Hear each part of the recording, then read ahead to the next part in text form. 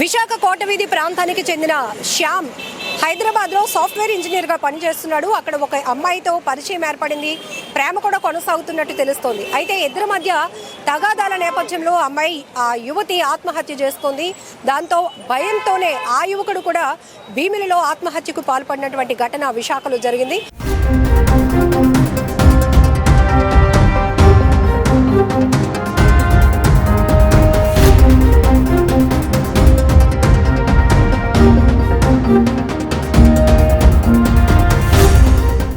కేసుకు సంబంధించి డీటెయిల్స్ తెలుసుకుందాం. సిఐ గారు మనతో పాటు ఉన్నారు.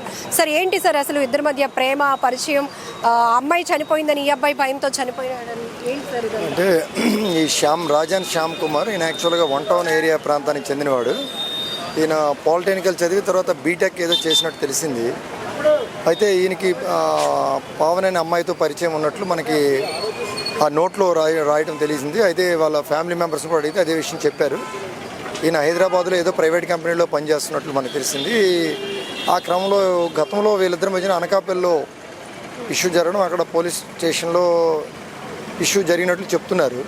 సో మళ్ళీ ఈ అమ్మాయి ఈయన హైదరాబాద్ వెళ్ళడం, అక్కడ కూడా కలవడం జరిగిందని అంటున్నారు. ఆ క్రమంలో భాగంగా మొన్న ఈ మధ్యన ఒక 5 days బ్యాక్ అక్కడ హైదరాబాద్ జీడిమెట్ల పిఎస్ లిమిట్స్లో ఈయన ఉంటున్న రూమ్లోకి ఈ అమ్మాయి వెళ్ళడం, అక్కడ ఏదో ఘర్షణ పడడం జరిగినట్లుంది. ఆ క్రమంలో అమ్మాయి అనే విషయాన్ని మనకు తెలిసిందనమాట. సో దానికి ఈయన వల్లే చనిపోయిందనే విషయాన్ని అక్కడ కేసు కూడా నమోదు చేశారు. జీడిమెట్లు అనే విషయం కేసు నమోదు చేశారు, ఫైల్ అయిందనే విషయం తెలిసి ఈయన అక్కడ నుండి ఎస్కేప్ అయ్యి భీమిలో వచ్చి భీమిలో హోటల్ తీసుకున్నారు. సో ఇక్కడ ఉంటూ ఆయన నిన్న అంటే 19th నైట్ మాత్రం 11 o'clock వరకు ఆయన మూమెంట్స్ ఉన్నాయి. సబ్సిక్వెంట్గా ఆయన 20th నిన్న బయటికి రాకపోవడంతో ఆ లాడ్జ్లో ఉన్న బాయ్స్కి అందరికీ అనుమానం వచ్చి ఆల్టర్నేటివ్ కీతో రూమ్ ఓపెన్ చేసి చూస్తే అందులో ఆయన చనిపోయి ఉన్నాడు. సో ఫ్యాన్కి షర్ట్తో హ్యాంగ్ చేసుకున్నట్టు ఉంది.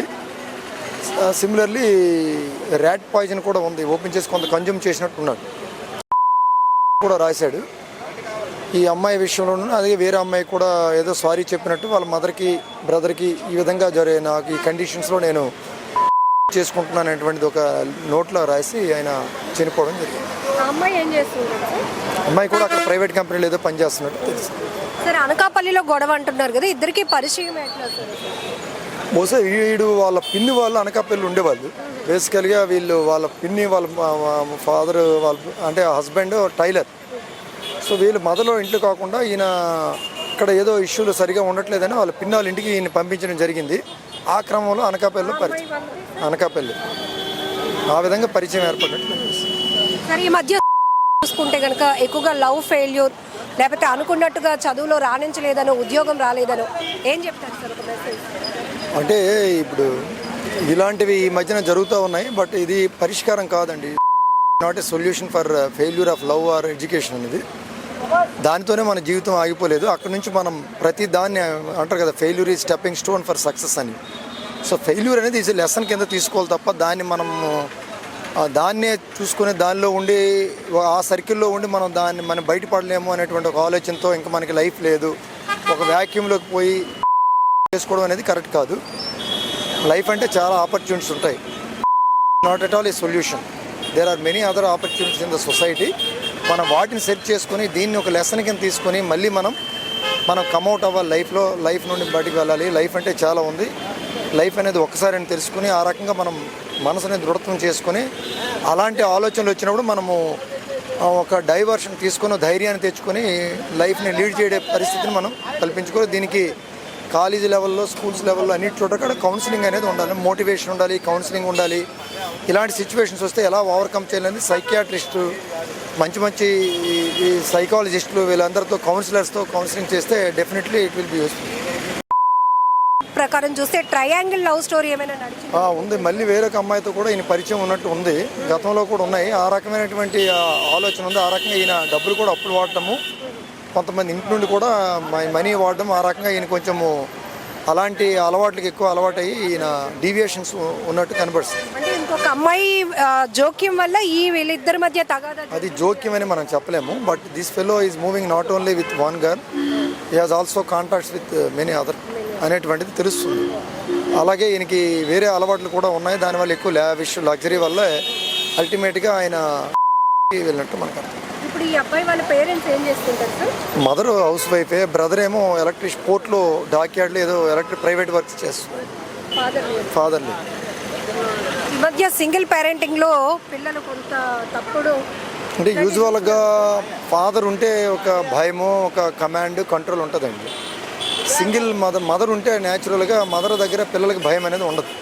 So they will take advantage natural. ఆ రకంగా అది అడ్వాంటేజ్ తీసుకుని విచ్చలవిడితనం అనేది పెరుగుతూ ఉంది. వాళ్ళకు ఒక ఫియర్, ఇంట్లో అడిగేవాళ్ళు, క్వశ్చన్ చేసేవాళ్ళు, వాళ్ళు ఎక్కడికి వెళ్ళారు, లేట్ నైట్ ఎందుకు వస్తున్నారు, ఏంటి ఈ రకం బిహేవియర్ ఏంటి అనేది మదర్ సరిగా చేయలేరు. మదర్కి ఎక్కువగా లవ్ అండ్ అఫెక్షన్ ఉంటుంది పిల్లల మీద. కాబట్టి సరైనటువంటి కంట్రోల్ లేకపోవడం వల్ల వేరే ఎక్కడైతే ఫాదర్ ఉంటారో అలాంటి వాళ్ళు ఎక్కువ మంది ఇలాంటి ఇష్యూస్లో ఇన్వాల్వ్ అవ్వడం జరుగుతుంది. సో కేస్ డీటెయిల్స్ ఏ గారు చెప్పినట్టుగా ఇక్కడ ఈ యువకుడు ప్రస్తుతానికైతే తండ్రి లేడు, తల్లి పెంపకంలోనే కొనసాగుతున్నాడు. వాళ్ళ బ్రదర్ కూడా ఎక్కడో జాబ్ చేస్తున్నారు. అయితే ఈ అబ్బాయి విశాఖ కోట వీధికి అంటే 1 టౌన్ ఏరియాలో ఉండాల్సినటువంటి అబ్బాయి తన బిహేవియర్ సరిగ్గా లేకపోవడం వల్ల అనకాపల్లిలో ఉంటున్నటువంటి పిన్ని ఇంటి దగ్గర నుంచే అక్కడే చదివించడం అది చేయడం వల్ల అక్కడ ఒక అమ్మాయితో పరిచయం ఏర్పడింది.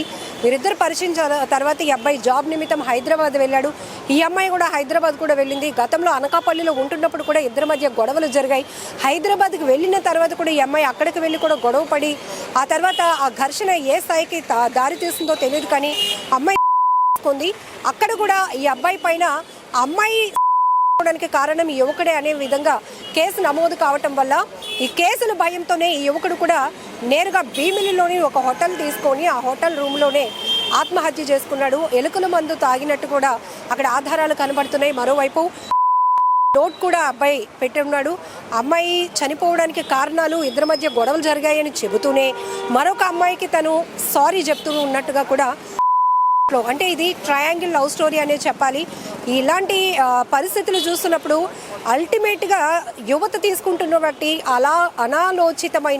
యువత తీసుకుంటున్న అనాలోచితమైన నిర్ణయాల వల్ల ఇట్లాంటి బలవన్ మరణాల వల్ల కుటుంబాలే తీవ్రంగా నష్టపోతున్నాయి, తీవ్రంగా రోధిస్తున్నాయి. చాలా బాధాకరమైన ఘటన.